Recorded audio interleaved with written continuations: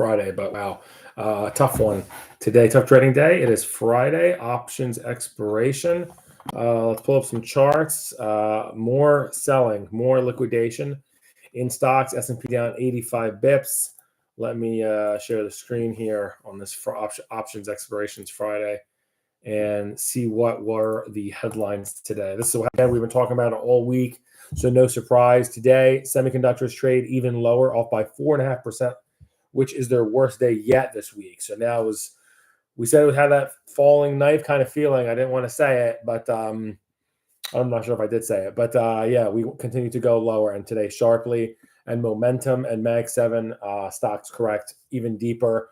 The Qs are at 3-month lows. I was saying this earlier. Did not want to see that. That is either that's where the rubber band stops, and you hope for gravity to retest it, and that shook out all the weak hands, or we're going a couple percent deeper. So we'll see from here. But yeah, Mag 7, momentum, semis obviously very correlated. And then this week, in summary, the biggest moves was the ARC stocks. Cathie Wood really got hit. Her stock's off by 10%. And semiconductors, a huge move lower. These things were overpriced. You saw Supermicro Computer down 25% today. NVIDIA down 10%. Netflix, but that was earnings related, down about 10%. So a lot of liquidation of big cap tech. And yeah, like I said, 3-month lows. So let's look at charts and see if there's some setups. I think just before I even see anything, it's going to be too early to capital this market. It looks like this needs some more time to consolidate. No reason to be a hero. Absolutely not. I don't know what that voice was, but I'm a hurting trader today. I was actually flattish today. Thankfully, I bought IWM puts last week as a hedge, and they're paying off. And IWM wasn't even hurt today, but I'm saying in the aggregate over the past week, it's helped pay for the long losses. Okay, so here's the S&P. We are falling out of bed. That's the best way to say it. You are falling out of bed, and you've been doing it all week.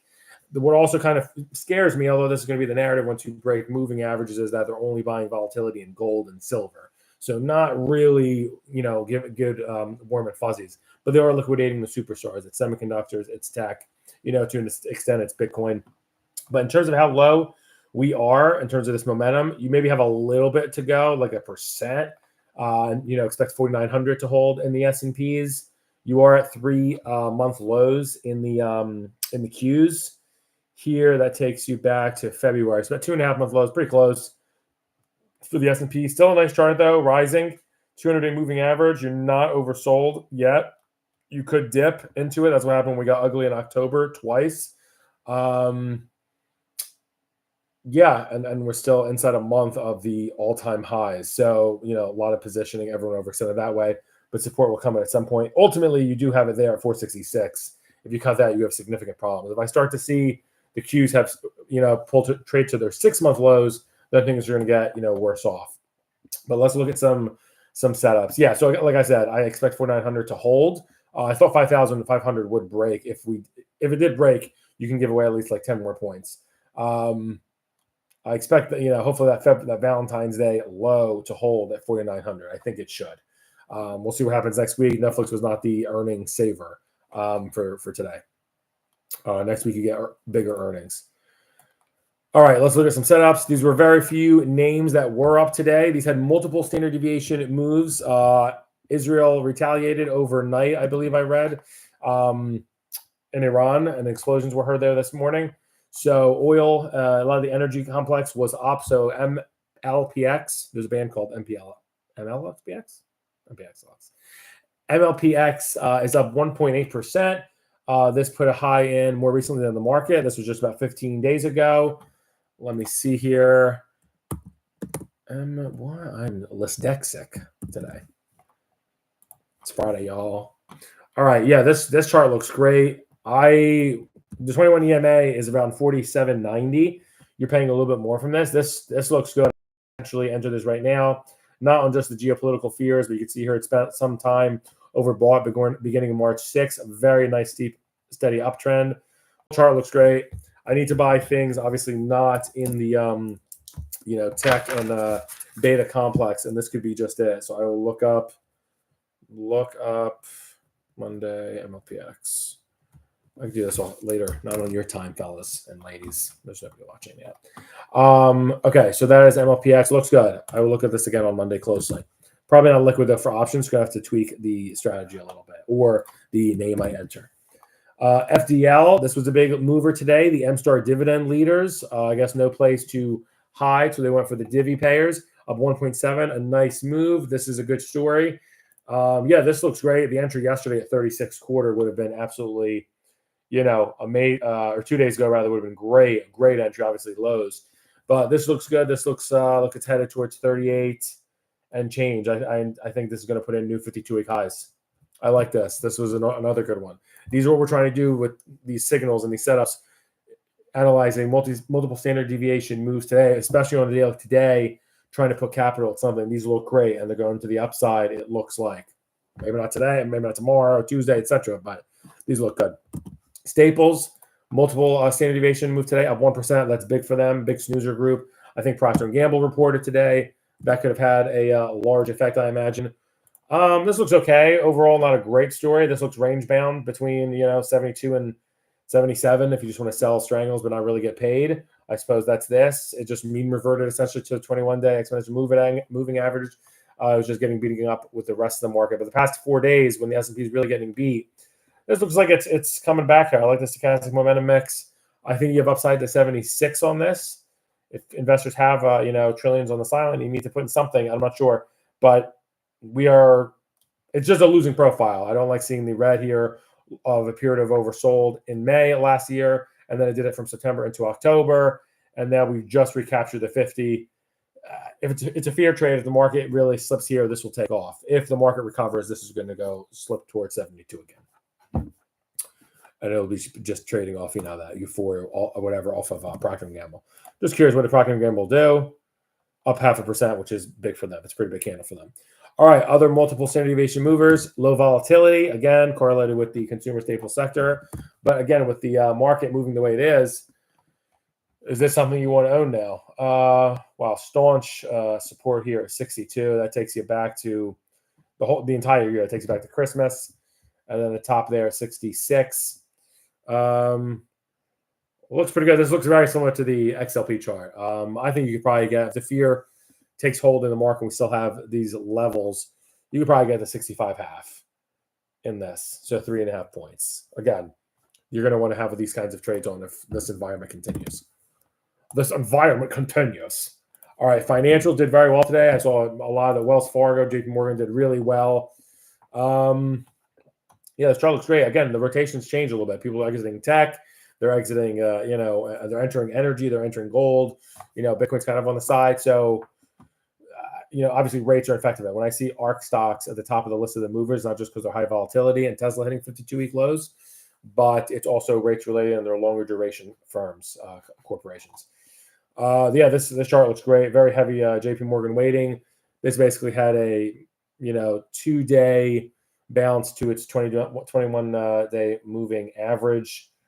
This looks good. I think it gets to 42, which is 5% move, and that's very hard to get in this market. So not too bad at all. All right, now let's look at what bled out today. Semiconductors, brutal. That's a crazy chart. When you look at this is a superstar of last year. This is like LeBron. I'm not going to crap on LeBron, but like maybe recently versus pure LeBron winning championships. You just can't believe the fall off. Not LeBron, a much worse example. Someone that's just really fell out of bed. It's just hard to see. This is a superstar, the winner last year. This was trading 239 on March 8th. Okay, and now we broke 200. So like the setup, the money flow is a little bit scary. It looks like crap since about here. I have it on a different chart, so I don't like to see a plunge towards the 50, towards the 30. But we haven't been oversold, so this really is the line in the sand. It's got to hold here, like similar to the S&P. You can give back a little bit in terms of this. I really. Where does that go back to? To February. I mean, if you give that, if you go much lower than here, I would say you're getting towards that 200-day moving average. You're getting towards 175, which would be a 24-point move, which would be an additional 10%. So that's going to really shake our hands. That would be really, really horrendous. Did I do that math right? That's frightening. $20 lower would be 10% move. To take it to 179, yeah, that'd be really ugly. Today was 4.5% though, so you get 2 more moves of these. Then we'll correct it. And then if it breaks under that, then the trend is absolutely in question. You'd have to say when you break the 200-day moving average and it would be slanting lower, then you'd have to say that that is the top, at least for some time. So SMH getting absolutely hammered. Like I said, you don't get any chances like this. Very rarely. 1, 2, 3, 4. You got like maybe 5 chances, and you've gotten 2 or 3 this week buying SMH outside its lower Bollinger Band. So volatility wasn't priced in like this. Or is this the end of the sell-off for it? We will see. It's going to take time. You guys see where this is in a week or two from now. Momentum stocks getting absolutely shellacked today, down 2.5%. As a momentum trader, I overstand. Yeah, if you like the strategy and you think it's going to work, again, like so we recommend SPLV if you think the fear continues. If you think that this is the bottom, this is a good entry point. Could it have more? Yeah, absolutely. 10% drawdown from here would be 17 points. Would take you to right around there to 200 moving average. That'd really be a test. That would really shake out a lot of folks. That could be what the market wants. This is a superstar profile as well. Spending many periods of overbought since November 13th. So with a very steep incline. Still a great chart. It's still a buy. In terms of support here, you're at 174.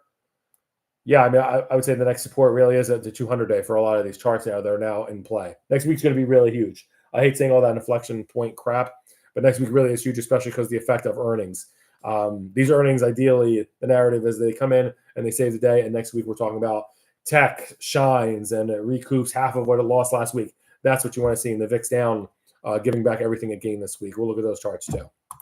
Okay, there's an ETF for the MAG 7. MAGs, this is where the focus was today. They liquidated these stocks down 3.3%. This is an ugly chart. I'm not really going to it looks similar to the other semiconductor chart. If you think the story is a durable one and you want to get long in the MAG 7, and I think you do, especially with the tailwinds that are still here, although you might have to moderate your expectations with someone like a Taiwan Semi updating their sales guidance and things like that. And I don't know, there's just perhaps the bubble popped a little bit, and this was a healthy correction, which I think is the truth as well. This is a good entry point. This is on this lower Bollinger Band, and that's on the MAG 7. Next, so here we will look at the broader tech. I think this is going to be a lot easier to see. This is US Tech, basically XLK. This is a different one. I'm looking at this chart because this is the one that captured a multiple standard deviation move today. Perhaps it's overweight to NVIDIA down 10%. I mean, that's going to shake. Yeah, so something that's a little bit comforting. So this is about 5% away from its 200-day moving average. I think it's going to hold here. This is the lowest it's been, I believe, for this is oversold at 29. So this is kind of a sign of what is to come, perhaps in the larger indices. So the heavier, market cap weighted tech ones, which will lead the market, Qs and SPY. This is a superstar, absolutely a superstar since last Memorial Day. Sharp incline when it was trading at $98 then to 125 today. I think it's going to have a day and bounce off this 118 like a trampoline, and we should all hope it does. That also is the lows of the year. So, and you're hoping it's just a basing period. We got overextended, and you're hoping we base between 136 and this 116 level, and then we start to rally up. But doesn't look great. A couple signs that say this is the top of this. I still think it's a durable. I still think you buy this chart. You're just getting really, really a special entry if you get that 118. Like it's just at the end of the rubber band. And then VUG. Well, things were VUG and ugly today. But growth, ETF, VUG, multiple standard deviation move lower, down 2.2%. Basically the same ETF. This one oversold again, 29. Has not happened, I believe. Let me look, just get nitty gritty. Nope. 30 on September 26th. And when the market put in the lows here, we got to 31. So this is the most oversold we've been. It just characteristics of we can go a little bit more. It could be a sign of a trend change. This specific name is 19 points off of its highs. So, I mean, you could have another 6% bleeding growth stocks. Folks are really going to be running for the exits. All right. Biggest gainers of the week from the long side, top gainers, and they've been really hard to find, and you can probably imagine VXX is your top gainer.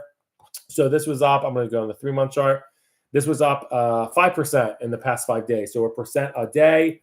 Like I've said before, literally yesterday on the video, I said I think this tops out and bounces its head a couple times around this 15.5 level. Literally, I think yesterday I said 15.45. We closed at 15.46. Touch my nipples on YouTube. 15.5, yeah, upper Bollinger Band. Again, ultimately, if we get to 1895 on this, that's an additional, 3 points. That would be a massive, that would be, definitely fear in the market, geopolitical, with things we have to ram this up. But we've been, ramping up here. The 50 RSI has now been the lower bound this whole month. So this April's been pretty ugly, but pretty great for volatility. So things are definitely sprouting up there. Also typical of the seasonality, especially with the presidential cycle around this time. And then you have the whole sell and main go away thing. So we'll see if it's self-fulfilling prophecy. All right, moving on. Quick, second largest gainer of the week. They've been really hard to come by. JETS. This was up 5%, 4.5% this week. Yeah, like I said, you got to change how you invest, how you trade in the market right now. There's different, definitely rotations to different areas. The 52-week high, go back to a 1 year. Yeah, 52-week high is back here from last July. But the near-term high here is 21.15. Yeah, I think 21.35 is in play. I think this is going to go to new local highs, as it were, new 6-month highs. This looks like a good buy. Again, I'm just nervous to put capital at work here, but this looks if investors need to put money at something. This looks good. It is basing a little bit for my liking. You almost could always buy the breakout, but at that point, you're only going to have 1% upside. If you're not risk averse and you want to put money at something, if you must, does not look like a bad space. Silver, the third best gainer of the week, up 2.5%. This gave back some from earlier in the week. What a huge candle there, bearish engulfing. Swallowed up that one. And then the entire next week, we lived in this trading range. Like I said before, I need this to have a lot of time, then I will enter the position. But I'm thinking 24.65 around here. So I need a breakdown of about 10%. So similar to that, the GLD, gold up a little less than silver this week, up 2% the entire week. Similar chart, bearish engulfing, swallowed up that previous day. And then basing inside, I would like to give this, if I get it around 213, that'd be really great. So you need an $8 sell-off or, 3-4%. We'll see how things participate with the market. This thing is still overbought since March 4th. So you're looking at 5-6 weeks of just a runaway train. You're still in it. It's still overbought. And utilities, the fifth biggest gainer on the week. Crazy town. Then we'll go through who got spanked on the week. XLU up 2% this past week. I think 67 for a target, like on the optimistic side. So, $1.50 would be a big move in utilities. That's like almost 2%. Again, you got to think about differently what you put money at for trades. If you think something else is going to go short, you got to go along something else. Maybe you could even do pair trades with these. But it was interesting. I didn't really think of, with tech being super on sale, going into utilities and airlines and the stuff. And it's very possible it's the same exact way that you enter, that's when they were the top. So we'll see. I do think these have upside, though, if the environment especially continues. All right. Quickly, let's see who got absolutely whipped this week. RG, biggest loser, down 10%. Let's see if it's overdone.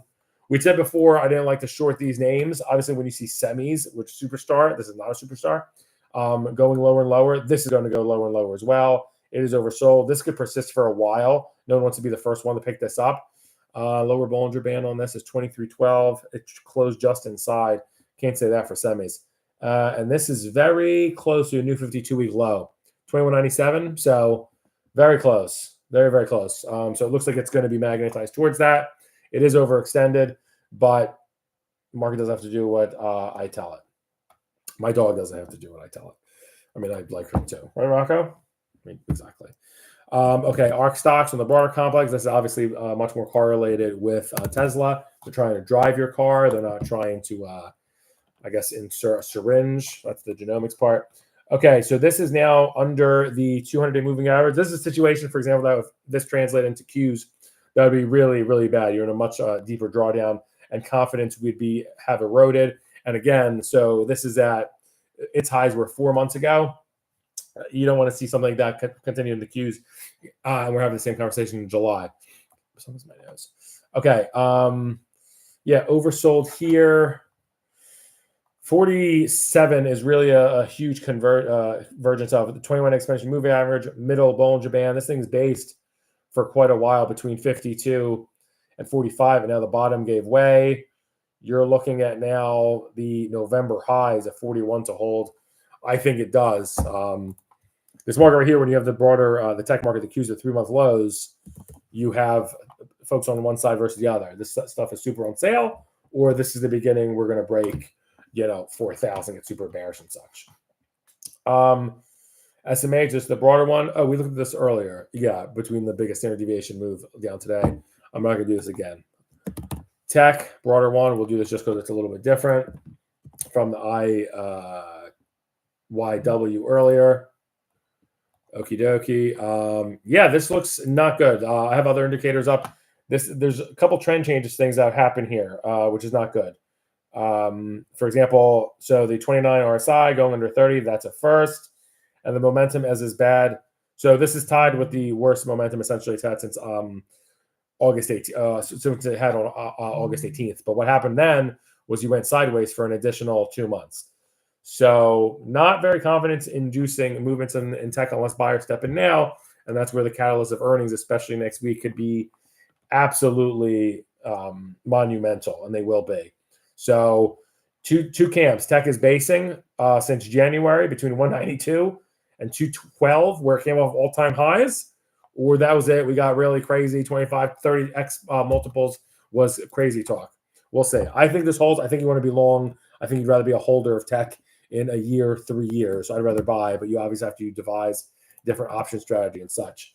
And what really got taken out this past week, really, TAN, down only 30 bips today, but down 6% this past week for a percent a day, and new 52-week lows today.